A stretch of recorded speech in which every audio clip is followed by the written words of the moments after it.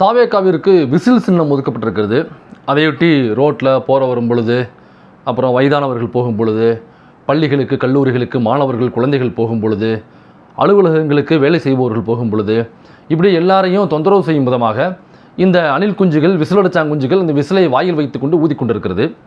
இந்த விசிலை தேர்தல் ஆணையம் தாவேகாவிற்கு ஒதுக்கியதற்கு பின்னாடி மிகப்பெரிய ஒரு வரலாறு இருக்குது. அந்த வரலாறு என்ன அப்படிங்கிற அந்த வீடியோவில் பார்க்க போகிறோம். அது மட்டும் இல்லை, எனக்கு தெரிஞ்ச வரைக்கும் உலக தேர்தல் வரலாற்றிலேயே ஒரு கட்சிக்கு சரியான ஒரு சின்னமாக ஒதுக்கியிருக்காங்க அப்படின்னாக்கா, எனக்கு தெரிஞ்ச வரைக்கும் அது உலக தேர்தல் வரலாற்றிலேயே தாவேகாவிற்கு தான் சரியான சின்னமாக தேர்தல் ஆணையம் ஒதுக்கியிருக்கிறது. மற்ற கட்சிகளுக்கு கூட கொஞ்சம் முன்ன பின்ன இருக்கும். சில கட்சிகள் இப்போ அந்த சின்னம் அவங்களோட அடையாளமாக மாறி இருக்கும். அது உதயசூரியனாக இருக்கட்டும், அல்லது ரெட்டலையாக இருக்கட்டும், கை சின்னமாக இருக்கட்டும், தாமரையாக இருக்கட்டும், இப்படி அந்த கட்சிகளுக்கான சின்னங்கள் ஒதுக்கப்படும் பொழுது அது இப்போ பிராண்டிங்காக மாறி இருக்கும். ஆனால் அவங்க சின்னங்களை கேட்கும் பொழுது வேறு சின்னங்களை கேட்டு அது கிடைக்காம ஆப்ஷன்ஸ் வரும் பொழுது, அடுத்தடுத்து வரும் பொழுது ஏதோ ஒரு சின்னத்தை அவங்க வாங்கியிருப்பாங்க. அதற்கு நாங்கள் இந்த சின்னத்தை இதற்காகத்தான் நாங்கள் வாங்கணும் அப்படின்னு ஒரு விளக்கத்தை அவங்க கொடுப்பாங்க. ஆனால் அந்த உலக தேர்தல் வரலாற்றிலேயே ஒரு கட்சிக்கு மிக மிக சரியாக 100% பொருந்தக்கூடிய ஒரு சின்னம்னாக்கா அது தாவேகாவிற்கு மட்டும்தான் கொடுத்துருக்காங்க. புரியலைங்களா? விசில்னாக்கா அது விசில் நம்ம சொல்லக்கூடாது. விசில் ஆங்கில வார்த்தை. அப்போ விசிலில் தமிழில் என்னன்னு சொல்லுவாங்க? தமிழில் ஊதி அப்படின்னு சொல்லுவாங்க. ஊதினாக்கா அப்படி நீட்டாக இருந்தாக்கா அது ஊதி, சரிங்களா? இப்போ இவங்களுக்கு கொடுத்துறதுனாக்கா இப்படி மடக்கி இருக்கிற ஊதியை தான் கொடுத்துருக்காங்க. அப்போ நேராக இருந்தால் ஊதி, இது மடக்கி இருக்கிறதுனால அதுக்கு பேர் என்னவா இருக்கும்? இப்போ சொல்லுங்கள், தாவேகாவிற்கு தேர்தல் ஆணையம் ஒதுக்கிய சின்னம் என்பது மிகச்சரியான சின்னமா இல்லையா?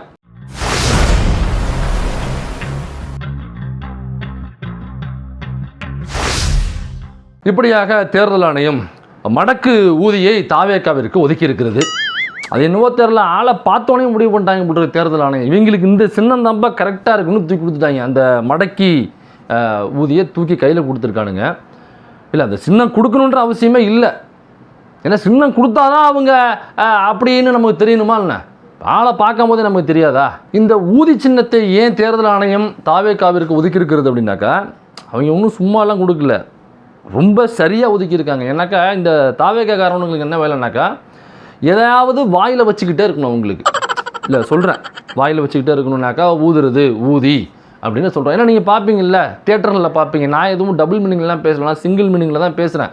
தியேட்டரில் விசிலடிச்சாங் குஞ்சுகளாக இருக்கிறவங்க தான் இந்த அணில்கள், தாவேகாவை சார்ந்த ரசிகர் மன்றங்களை சார்ந்த இந்த தாவேகா உறுப்பினர்கள். அப்போ இவங்க தியேட்டரில் பார்க்கும் பொழுது, அவங்க நடிகருடைய படம் வரும் பொழுது என்ன பண்ணுவாங்க?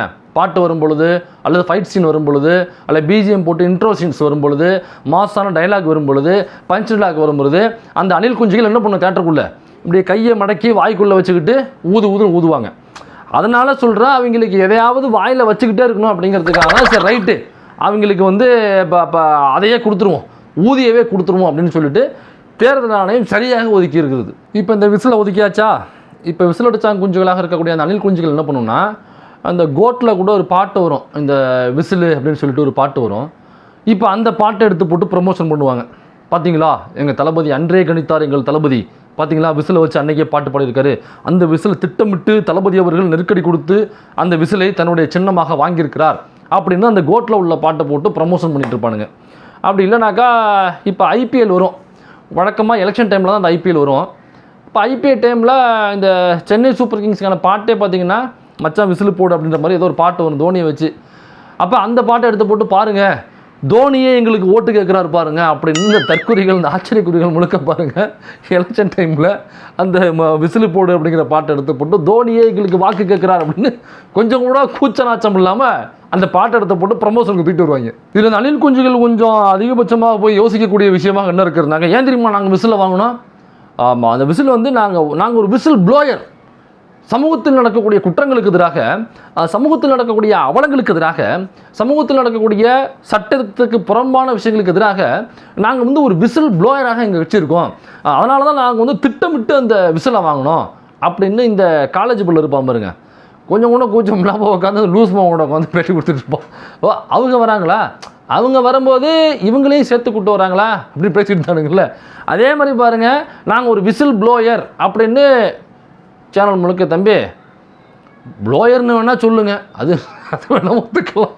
விசில் ப்ளோயர்லாம் விசில் ப்ளோயராக இருக்கும் பட்சத்தில் நீங்கள் என்னவாக செஞ்சுருக்கணும் அப்படின்னா, கவின் ஆணவ படுகொலை நடக்கும் பொழுது அந்த ஆணவ படுகொலைக்கு எதிராக நீங்கள் விசில் ப்ளோயர் செஞ்சுருக்கணும்.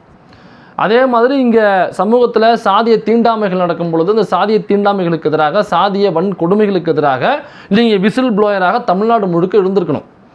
இங்கே மற்ற இந்த சனாதனத்துக்கு எதிராக யாராவது பேசும்பொழுது அவங்க கூட நின்று, தனியாக கூட வேண்டாம்ப்பா, யாராவது பேசுவாங்க, அவங்க கூட கைகோத்து நின்று நீங்கள் ஒரு விசில் ப்ளோயராக அவங்களை சப்போர்ட் பண்ணியிருந்துருக்கணும். இந்த மாதிரி பிஜேபி எங்கேயாவது இப்போ திருப்பரங்குன்றம் இஷ்யூ வந்துச்சு, அங்கே ஒரு மதக்கலவரத்தை தூண்டுவதற்கான அனைத்து ஆயத்தங்களும் அங்கே செஞ்சுக்கிட்டு இருந்தாங்க. அந்த நேரத்தில் அங்கே வந்து நீங்கள் அந்த திருப்பரங்குன்றத்தில் நடக்கக்கூடிய மதக்கலவரத்துக்கு எதிராக நடக்கக்கூடிய அந்த சதித்திட்டங்களுக்கு எதிராக, பிஜேபிக்கு எதிராக, ஆர்எஸ்எஸ்க்கு எதிராக, பார்ப்பனிய சக்திகளுக்கு எதிராக அங்கே நீங்கள் களத்தில் இறங்கி விசில் ப்ளோயராக இருந்திருந்தீங்கன்னா கண்டிப்பாக இந்த விசிலை வச்சு நாங்கள் விசில் ப்ளோயர் அப்படின்னு நீங்கள் சொல்லலாம். அப்போ அந்த மாதிரியான பிரச்சனைகள், அந்த மாதிரியான இஷ்யூஸ் வரும்பொழுது நீங்கள் வாயை எங்கே வைத்திருந்தீர்கள் என்று மக்கள் கேட்பார்கள். அதனால தான் சொல்கிறேன், விசில் ப்ளோயர்னு சொல்கிறாதீங்க, ப்ளோயர்னு வேணால் சொல்லுங்கள். இந்த விசிலுக்கென்று ஒரு வரலாறு இருக்கிறது. ஏன்னா இந்த விசில் சின்னத்தை இதுக்கு முன்னாடி யார் யார் வச்சுருந்தாங்க அப்படின்னாக்கா, மிகப்பெரிய அரசியல்வாதிகள், மிகப்பெரிய சமூகத்தினுடைய தலைவராக இருக்கக்கூடியவர்கள், மக்கள் செல்வாக்கு பெற்றவர்கள் பல பேர் இந்த விசில் வச்சுருந்துருக்காங்க. அப்படி பார்க்க போனோம்னாக்கா, இதற்கு முன்னாடி தாவேகாவிற்கு முன்னாடி இந்த விசிலை யார் வச்சுருந்தாங்கனாக்கா, ஒட்டுமொத்த தமிழ்நாட்டு மக்களுடைய பேராதரவை பெற்ற, ஒட்டுமொத்த தமிழ்நாட்டினுடைய மண்ணிற்காகவும் இங்கே உள்ள மக்களுக்காகவும் உரிமைகளுக்காகவும் பேசக்கூடிய ஐயா தமிழருவி மணியன் அவர்களுக்காக ஒதுக்கப்பட்ட சின்னம்தான் இந்த ஊதி என்பது நம்மில் கித்தனா பேருக்கு தெரியும். ஏன் தெரியுமாம்மா தமிழருவி மணியனுக்கு அந்த ஊதியை ஒதுக்குனாங்க? ஏன்னா அவரும் மடக்கு ஊதி தான். இல்லை, அவருக்கு ஒதுக்கப்பட்டதும் அந்த மடக்கு ஊதியத்தான் ஒதுக்குனாங்க அப்படின்னு சொன்னாங்க. நியாயப்படி பார்த்தோம்னாக்கா ஐயா மணி தமிழரசு, இது நம்ம தமிழருவி மணியனுக்கு வந்து மடக்கு ஊதியை விட அவருக்கு வந்து சங்கு தான் கரெக்டாக இருந்திருக்கும் எனக்கு தெரிஞ்சு. சங்கு தான். ஏன்னா ஐயா எந்தெந்த கட்சிக்கெல்லாம் போய் கூட்டணியை சேர்றாப்புலையோ அல்லது எந்தெந்த கட்சிக்கு தன்னுடைய ஆதரவு தெரிவிக்கிறாப்புலையோ எல்லா கட்சிக்கும் சங்கூதிட்டு வந்த ஒரு சங்கூதியாக இருந்தவர் தான் ஐயா. முன்னாடி மடக்கு ஊதியை தனது கட்சியினுடைய சின்னமாக வைத்திருந்த ஐயா தமிழருவி மணியன் அவர்கள். ஆனால் தமிழருவி மணியன் அவர்களுக்கும் அந்த சின்னம் ஒதுக்கியிருக்க வேண்டிய அவசியம் இல்லை. ஏன்னா அந்த சின்னத்தை ஒதுக்கி தான் அவர் அப்படியாப்பட்ட சொல்ல வேண்டிய அவசியம் இல்லை. பொதுவாகவே மக்களுக்கு தெரியும்னு சொல்ல வரேன், சின்னம் தெரியும்னு சொல்ல வரேன். அப்புறம் ஐயா தமிழருவி மணியன் வந்து அந்த சின்னத்தை வச்சு தமிழ்நாட்டில் ஒரு பெரிய புரட்சி ஏற்படுத்துறதுக்கான வேலையில் இருக்கும் பொழுது, சரி வேண்டாம், இதை வந்து நம்ம கட்சியை கலைச்சிட்டு நம்ம ஐயா ஜி.கே. வாசன் அவர்களோடு சேர்ந்து நாம் அந்த சங்கூதியை அங்கே நம்ம வேலையை பார்ப்போம் அப்படின்னு சொல்லிட்டு கட்சியை கலைச்சிட்டு நேராக கொண்டு போய் ஜி.கே. வாசன் முன்னிலையில் கட்சியை கொண்டு போய் மெர்ஜ் பண்ணி ஐயா இப்போ ஜி.கே. வாசனுடைய பாதையில் தான் பயணித்து கொண்டிருக்கிறார். ஐயா ஏன் தெரியுமா ஜி.கே. வாசன் போய் சேர்ந்தாப்புல? ஏன்னா ஜி.கே. வாசன் அவர்களும் அவர் பெரிய விசில். அவர் ஐயா தமிழருவி மணியன் அவர்கள் போகாத வீடு கிடையாது, தட்டாத கதவு கிடையாது, தூக்காத தட்டு கிடையாது. எல்லா இடத்துக்கும் யாரு புதிதாக கட்சி ஆரம்பிக்கிறார்களோ, கட்சி ஆரம்பிக்க போகிறோன்னு சொல்கிறாங்களோ, அங்கே ஐயா தானாக தட்டை தூக்கி கொண்டு ஐயா நான் மாது வந்திருக்கிறேன் அப்படின்னு சொல்லிட்டு வீட்டு வாசலில் போய் கதவை தட்டி தட்டோட நிற்கிற ஒரு ஆள் தான் நமது ஐயா தமிழருவி மணியன் அவர்கள். இதற்கு முன்னாடி ஐயா செஞ்ச சம்பவங்கள் பற்பல. குறிப்பாக சொல்ல போனோம்னாக்கா, அண்ணாமலை அவர்களுக்கு பேராதரவு தெரிவிச்சாப்புல. அண்ணாமலை தான் அடுத்த முதலமைச்சர் அப்படின்னு சொல்லிட்டு பேராதரவு தெரிவிச்சாப்புல ஐயா பெரிய விசிலாக இருக்கக்கூடிய தமிழருவி மணியன் அவர்கள். அதுக்கப்புறம் அண்ணாமலையோட சோழியை முடிச்சு போட்டு அதுக்கப்புறம் ஐயா பயணிச்சு வேண்டாதுனாக்கா ரஜினிகாந்த் அவர்கள் அவர் கட்சி ஆரம்பிக்க போகிறோன்னு சொன்னோன்னே என்னுடைய முழு ஆதரவும் ஐயா ரஜினிகாந்த் அவர்களுக்குத்தான் இந்த தமிழ்நாட்டை ஆளக்கூடிய தகுதி இருக்கிறது அப்படின்னு ஐயா அந்த சங்கு எடுத்துக்கிட்டு சங்கூதியாக ஐயாலாம் மாது வந்திருக்கேன் அப்படின்னு அவர் தட்டிய கதவு ரஜினி வீட்டின் கதவு போயஸ் கார்டனில். அப்புறம் ஐயா ரஜினியோடைய சோழியை முடிச்சுட்டு ஐயா அதுக்கப்புறமாக ட்ராவல் பண்ண இடம் எடுத்துனாக்கா விஜய் தான் தமிழ்நாட்டை ஆளக்கூடிய தகுதியான ஒரே ஒரு நபர் அப்படின்னு சொல்லிட்டு தட்டை எடுத்துக்கிட்டு நேரடியாக பனையூருக்கு சென்றார். அங்கே தட்டில் யாரும் எதுவும் போடல அப்படிங்கிறதுக்காக சரி சங்க கையில் எடுத்தாச்சு ஊதாமல் இருக்க முடியாது அப்படியே என்ன பண்ணார், நேரடியாக போய் ஜி.கே. வாசன்கிட்ட போயிட்டு ஐயா நீங்கள் தான் ஐயா அடுத்து தமிழ்நாட்டை ஆளக்கூடிய தகுதி ஒரே ஒரு ஆள் உங்களுக்கு மட்டும்தான் இருக்கிறது அப்படின்னு ஐயா தன்னுடைய தட்டை தூக்கி கொண்டு ஐயா ஜி.கே. வாசன் அவர்களே தட்டை தூக்கிக்கிட்டு மோடி பின்னாடி போயிட்டு இருக்காப்புல. இவர் அவருக்கு பின்னாடி தட்டை தூக்கிட்டு போயிட்டு இருக்காப்புல. ஏன் தெரியுமா? ஏன்னா அவங்க ரெண்டு பேருமே உலக மகா விசில்கள். இதில் என்ன கொடுமைனா, இந்த கட்சியினுடைய தலைவர் விஜய் அவர்களே முன்னாடி ஒரு மீட்டிங்கில் பேசும்பொழுது, தாவேகா கட்சி ஆரம்பிச்சதுக்கப்புறம் மீட்டிங்கில் பேசும்போது சொல்லியிருக்காப்புல, எல்லாரும் நம்மளை பார்த்து விசில் அடித்தான் குஞ்சுகள் என்று சொல்லுகிறார்கள், நாம் அப்படி இருக்கக்கூடாது அப்படின்னு சொன்னால் அவளை கூப்பிட்டு யா விசில் எடுத்துருப்போம் அப்படின்னு தேர்தல் ஆணையம் புடலில் தட்டி விசிலை தூக்கி கையில் கொடுத்து அனுப்பிச்சிருக்காங்க. ஒரு தனிப்பட்ட வேண்டுகோள், இந்த மத்தவங்க பின்னாடி மத்தவங்க கூட நிக்கிறவங்கள பார்த்து சொல்ற மாதிரி நம்மள பார்த்து யாரு விசில் அடிச்சாங்க குஞ்சுன்னு சொல்லிடக்கூடாது. ஒரு கட்சிக்கு ஒரு சின்னம் ஒதுக்குறாங்க தேர்தல் ஆணையம் அப்படின்னாக்கா ஒரே ஒரு சின்னம் மட்டும் ஒதுக்க மாட்டாங்க. அப்போ ஒதுக்கும்பொழுது என்ன பண்ணுவாங்கனாக்கா ஒரு 4 சின்னத்தை ஆப்ஷனாக கொடுப்பாங்க. அப்போ 4 சின்னத்தை ஆப்ஷனாக கொடுக்கும்பொழுது அதை தெரிவு செய்வதற்காக 2-3 பேர் போவாங்க இல்லைங்களா, அவங்களுக்கு அனுப்பப்படும். அவங்க பார்த்துட்டு அந்த 4 அல்லது 5, 6 எத்தனை லிஸ்ட்டு போயிருக்கோ அதில் எங்களுக்கு இந்த சின்னம் வேணும் அப்படின்னு சொல்லிட்டு அப்ரோச் பண்ணுவாங்க. அந்த சின்னம் அவைலபிளாக இருக்கா இல்லையான்னு மறுபடியும் செக் பண்ணுவாங்க. அது அவைலபிளாக இருந்தால் கொடுப்பாங்க. அவைலபிள் இல்லைனாக்கா வேறு யாராவது அடுத்த சின்னம் இல்லைங்க அவைலபிள் இல்லை, உங்களுக்கு முன்னாடி இவர் கேட்டிருக்காரு, அதனால் வேறு ஏதாவது சூஸ் பண்ணுங்க அப்படிம்பாங்க. அப்புறம் வேறு ஏதாவது சூஸ் பண்ணுவாங்க. அது அவைலபிளாக இல்லையா அப்படின்னு சொல்லிட்டு பார்த்துட்டு கொடுப்பாங்க. இதுதான் ப்ராசஸ். அப்போ ஒரு கட்சியிலேருந்து நான் தாவேக்கா என்கிற கட்சியிலேருந்து கட்சியினுடைய சின்னத்தை, ஏன்னா சின்னம்ங்கிறது ஏதோ எலெக்ஷன் மாற்றுற விஷயம் இல்லை. அந்த சின்னத்தை எடுத்து கொண்டு மக்கள்கிட்ட சேர்க்கணும். அதன் மூலமாக மக்கள்கிட்ட தங்களுடைய திட்டங்களை கொண்டு போய் சேர்க்கணும். அப்போ இந்த சின்னம் வந்துச்சுனாக்கா இந்த திட்டங்கள் நமக்கு வந்து சேரும் அப்படிங்கிற அடிப்படையில் மக்கள் அந்த சின்னத்திற்கு வாக்களிப்பார்கள். அப்போ அதுக்கு அடுத்த எலெக்ஷன் வரும்பொழுது அந்த வாக்குறுதியை அந்த சின்னம் சரியாக நிறைவேற்றுது அப்படிங்கிற பட்சத்தில் அதுக்கு அடுத்த எலெக்ஷன்லையும் அதே சின்னத்துக்கு அதே மக்கள் ஓட்டு போடுவார்கள். இதுதான் ப்ராசஸ். அப்போ ஒரு 2-3 எலெக்ஷன் போயிடுச்சுனாங்க, அதுக்கப்புறம் அந்த சின்னம் தான் வாக்காக இருக்கும். அங்கே வந்து யார் நிற்கிறாங்க அப்படிங்கிறத தாண்டி சின்னம் அப்படிங்கிறது பதிஞ்சு போயிடும். இன்றைக்குமே பாருங்கள், சூரியன் ரெட்டலை இதுதான் தமிழ்நாட்டில் மிகப்பெரிய சக்திகளாக இருக்குது. அதுக்கு முன்னாடி கை சின்னம் இருந்துச்சு. அதுக்கப்புறம் இப்போ கை சின்னம் எங்கே இருக்குன்னு தெரியல யாருக்குமே. இப்போ இருக்கிறது பார்த்தீங்கன்னாக்கா தமிழ்நாட்டில் நான் சொல்கிறது மிகப்பெரும் கட்சிகளாக இருக்கிறது சூரியன் ரெட்டலை.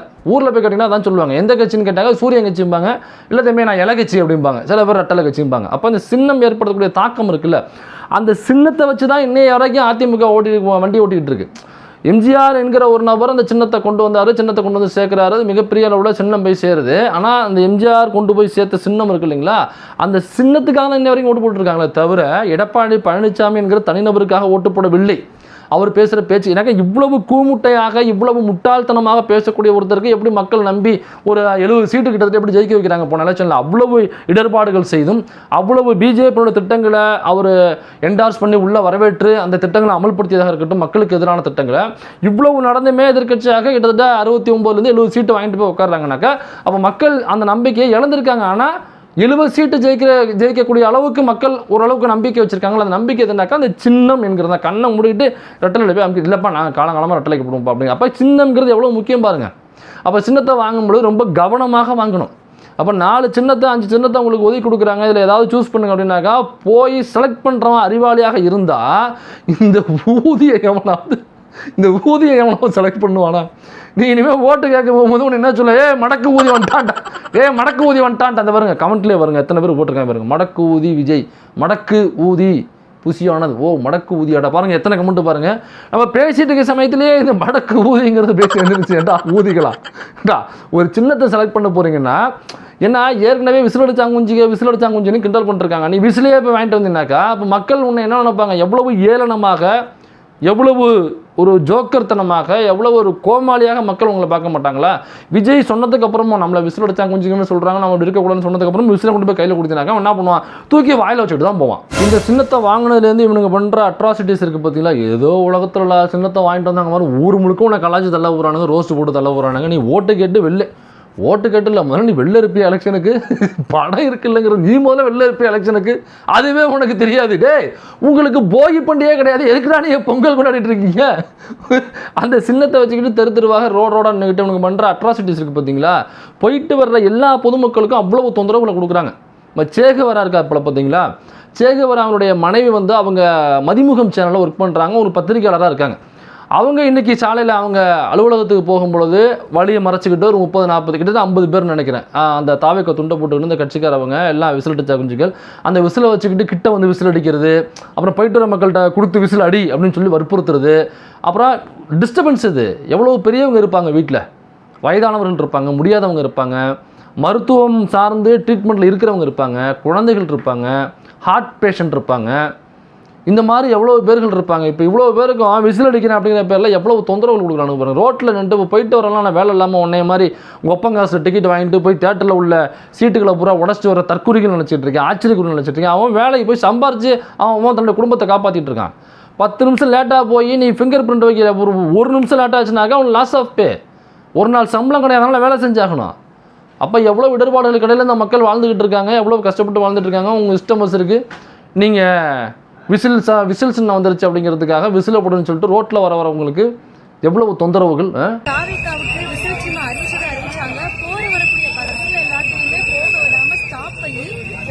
பேசக்கூட முடியல. அந்த அளவுக்கு விசில் சவுண்ட போட்டு ஒவ்வொரு பஸ்ஸையும் மறைச்சு கலவரம் பண்ணிட்டு இருக்காங்க தாவேக்காவினர்.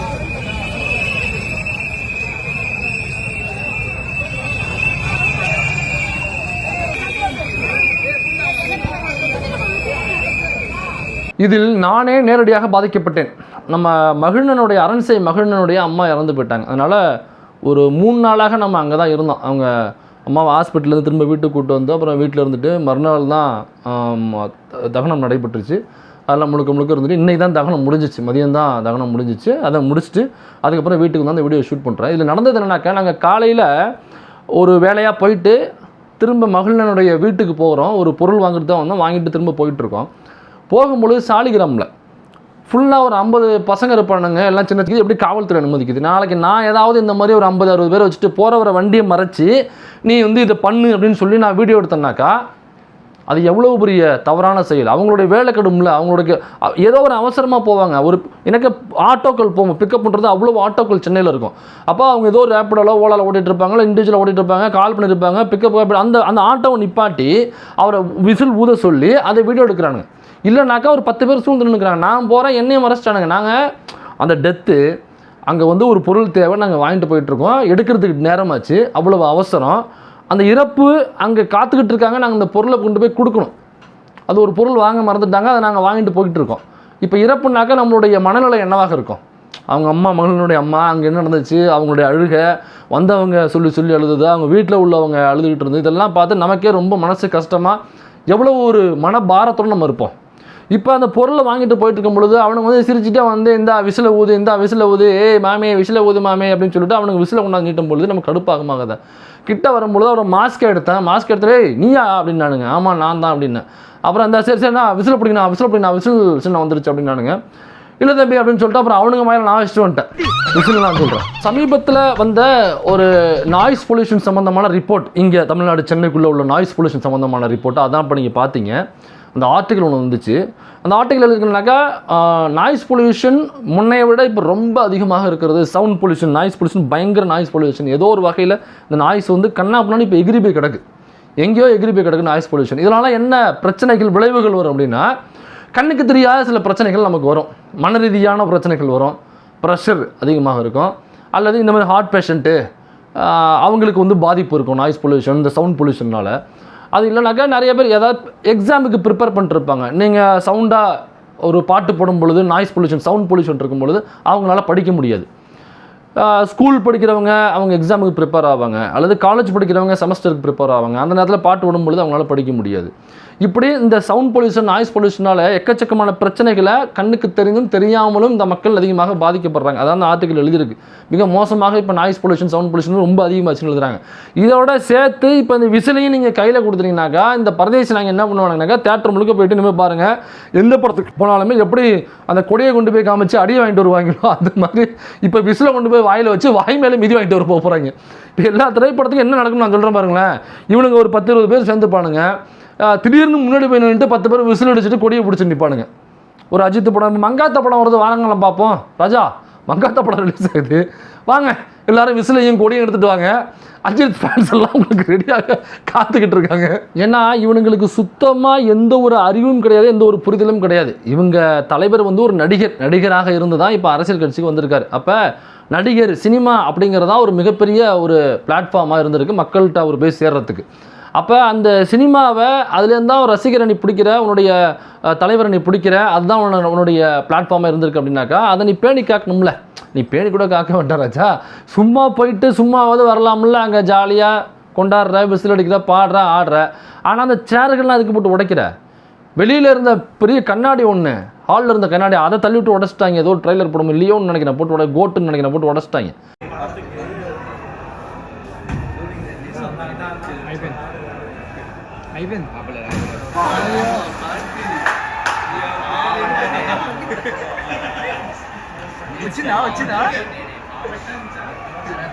அப்போ அது அந்த படம் அந்த தேட்டரில் ஓடினாதான் பொதுமக்கள் வந்து பார்த்து திரும்ப அவங்க தலைவரை அவங்க ரசிக்கிறதுக்கு ஒரு மிகப்பெரிய ஒரு பிளாட்ஃபார்ம். அது எந்த ஒரு செலவும் இல்லாமல் அதை நீங்கள் ரிட்டர்ன் எடுத்துக்கலாம் பணம். ப்ரொடக்ஷன் போட்டு நீங்கள் ப்ரொடக்ஷன்லேருந்து பணத்தையும் எடுத்துக்கலாம். அதே நேரத்தில் பெரிய பிரச்சார வடிவமாக அதில் மாற்றிக்கலாம். உங்கள் தலைவர்கிட்டையும் எல்லார்ட்டையும் மக்கள்கிட்டையும் கொண்டு போய் சேர்த்துக்கலாம். உங்கள் கட்சி கொடியை கொண்டு போய் சேர்க்கலாம். கட்சி சின்னத்தை அதன் மூலமாக கொண்டு போய் சேர்க்கலாம். அப்போ மிகப்பெரிய ஒரு பிளாட்ஃபார்ம் அது. நீ என்ன பண்ணுற, அங்கே போய் இருந்துக்கிட்டு அங்கே போய் சேரை உடைக்கிறது, ஸ்க்ரீனை கிழிக்கிறது, வெளியில் உள்ள கண்ணாடியை உடைக்கிறது, அங்கே வர்ற பெண்களுக்கு பாலியல் தொந்தரவுகள் கொடுக்குறது கூட்டத்தில் புகுந்துக்கிட்டு. அப்போ அந்த சினிமா தேட்டரை சொல்ல போனாங்க, எனக்கு கடவுள் நம்பிக்கை கிடையாது, ஆனால் அந்த கட்சியில் உள்ள பல பேர் கடவுள் நம்பிக்கை இருக்குல்ல, அந்த தேட்டரை உண்மையிலே நீ கடவுளாக வழிபடணும்.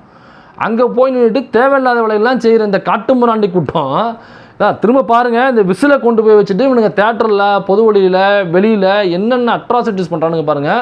யாராவது இந்த மாதிரி விசிலை தூக்கிட்டு இருந்து ஊதுங்கன்னு சொல்லி உங்களை வற்புறுத்தினாலோ, அல்லது இந்த விசிலை வச்சுக்கிட்டு காது வரமாவோ அங்கெங்கன்ட்டு சவுண்ட் பொல்யூஷனோ நாய்ஸ் பொல்யூஷனை கிரியேட் பண்ணாலோ யோசிக்காதீங்க. அந்த செருப்பு 1999 ரூபா தான் நீ காலையில் தான் வாங்கினேன் அப்படின்னா கூட பரவாயில்லை, அந்த தொகையை நான் ஏற்றுக்கொள்கிறேன். அப்புறம் விசில் அடித்தா குஞ்சுங்களா, இந்த ஊதுறதெல்லாம் வீட்டோடு வச்சுக்கணும். இந்த தெருவில் நின்றுக்கிட்டு, ரோட்டில் நின்றுக்கிட்டு போகிற வர பொதுமக்களுக்கு தொந்தரவுகள் கொடுக்கறது, மாணவர்களுக்கு, படிக்கிறவங்களுக்கு, வயதானவர்களுக்கு தொந்தரவு கொடுக்குறது, அந்த மாதிரி ஏதாவது இருந்துச்சுன்னு வையே.